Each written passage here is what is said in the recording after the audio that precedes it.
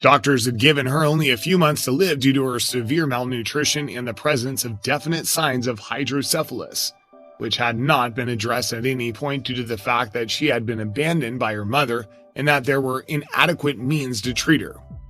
When Nika was born in Haiti, she was diagnosed with hydrocephalus, a condition that is unusual among infants.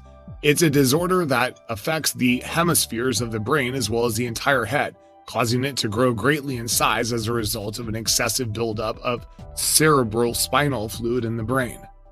A humanitarian assistance expedition to Haiti at the time, Sarah Conk came across 3-month-old Nika in extremely poor health since her mother had failed to seek medical attention for a severe form of hydrocephalus, as she should have done. He required immediate medical attention, and it was Sarah who assisted him in obtaining a seat on the surgical waiting list, so allowing him to have treatment. Following the operation, Nika was released from the hospital and returned to her home. The following months, Sarah Conk displayed an interest in understanding how she was doing in the wake of the procedure, and it was discovered that her mother had abandoned her and did not want her any longer. Her inability to cope with the social stigma that comes with having a disabled daughter is demonstrated by all she has done thus far. In addition, he lacked the financial wherewithal to provide for her needs.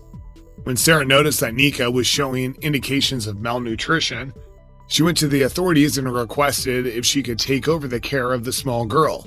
Her request was granted by the appropriate authorities. According to experts, his chances of survival were exceedingly poor, as 99% of children who had this ailment and were in that state perished before they reached the age of 1 year, according to the statistics. Aside from that, the medical resources available in Haiti are extremely restricted. Sarah was adamant about not abandoning her, so she chose to fight for the life of the little Haitian girl, taking on the role of her adoptive mother and moving her to the United States in order for her to receive medical care for her terminal illness. Finally, despite all expectations, Nika is still alive and has made considerable leaps forward throughout the course of the previous year. While in graduate school, Sarah felt a calling to work as an advocate for children with disabilities in Haiti, where she had previously lived.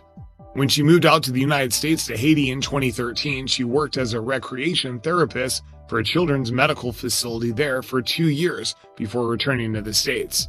During her time in the field, Sarah had the opportunity to work with a varied spectrum of families and their children, including one particularly remarkable youngster named Nika. When a young woman called Sarah arrived at her place of employment with a 3-month-old baby girl named Nika in her arms in January 2014, Sarah was taken aback. Sarah was able to identify the child right away. Nika's cerebral spinal fluid accumulated on her brain as a result of a highly critical brain disease, necessitating her admission to the hospital for observation. Nika's head was swelled and inflated, and she needed to be sent to the hospital immediately for emergency treatment. Nika's birth mother, on the other hand, appeared to be more concerned with the stigma associated with underprivileged children than she was with giving her the care she required. She was only allowed to leave the house when her mother wrapped her up in blankets to keep her hidden from the rest of the family and the rest of the world.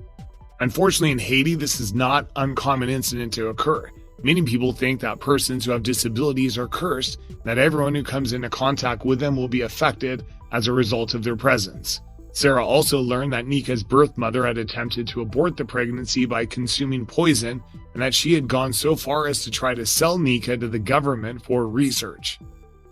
Nika and her mother continued to work with Sarah, but Sarah could not help but notice that the newborn had lost even more weight and was now very emaciated. Despite her efforts, she realized that Nika wasn't starving as a result of her illness, but rather as a result of her mother's carelessness in feeding her daughter. The following day, Sarah felt compelled to pay a visit to Nika at her birth mother's house when a sudden need to do so struck her. She made a surprising discovery while she was there that would change the path of her life forever. In the field of mental health, Sarah Conk is a certified therapeutic recreation specialist. She's 28 years old and works in the field of therapeutic recreation. When Sarah was in grad school, she discovered a passion for advocating for children in Haiti who are suffering from physical or mental disabilities.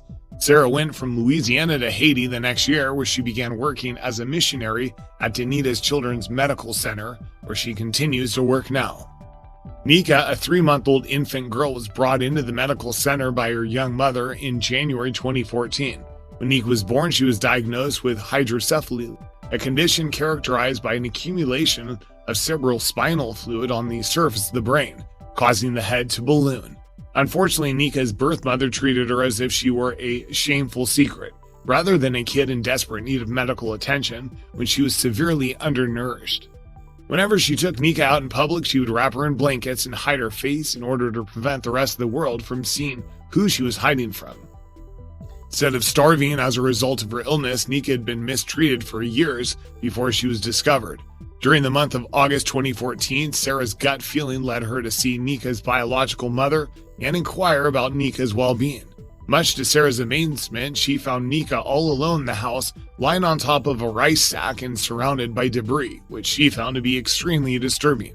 She weighed 6 pounds when she was 11 months old, with several of those pounds being made up of fluid buildup from her birth. According to the World Health Organization, those who are disabled in Haiti are stigmatized and discriminated against. Nika's biological mother did everything in her power to shield her daughter from being teased by other children. Her other criminal record includes being a prostitute and attempting to end her pregnancy by taking poison while still pregnant. Finally, Sarah was successful in convincing Nika's biological mother to allow her to adopt Nika and provide her with the care she so much needed and deserved. Nika was adopted by Sarah and her family. During the first week Nika was in care, it dawned on me how neglected and hungry this darling little child had been. According to Sarah's website, Little Warrior Nika, the stress on her body was causing her internal organs to begin to shut down.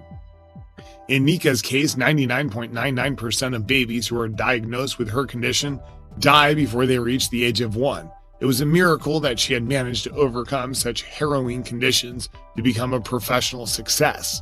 In contrast, doctors told Sarah that Nika was dying and recommend her to hold out hope for a miracle to happen. Her own words describe how she was able to survive miracle after miracle and continue to live.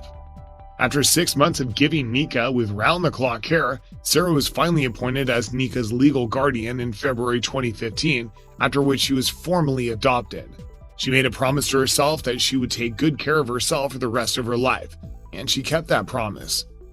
Sarah's spouse Stephen on the other page of her efforts to provide Nika with a safe and loving home. This snapshot really reflects how kind and sweet Stephen is with Nika. She says of the photograph, "I'm not sure where I'd be right now if it weren't for his assistance." Nika's now been welcomed into a kind and caring family with whom she may celebrate holidays and major life milestones together. Take a peek of this incredible transformation. During her second neurosurgery, a VP shunt was implanted, which dramatically improved her overall quality of life and reduced her hospitalizations. During the procedure, her head circumference reduced by more than 2 inches, and she lost approximately 5 pounds in fluid weight in the process. Nika tried out her new standard in physical therapy today, which brought tears to her eyes. She was overjoyed with it. Sarah's a published author. The fact that she was not expected to survive the hunger didn't stop her from standing. It was believed that she would not thrive after having her untreated for such a lengthy period of time. However, she was able to keep her head above water today. Having a big section of her brain removed was not intended to allow her to function, but God. After hearing Sarah and Nika's story, thousands of people all across the world have joined together to show Nika that she is deserving of having her rights fought for, prayers offered and adored.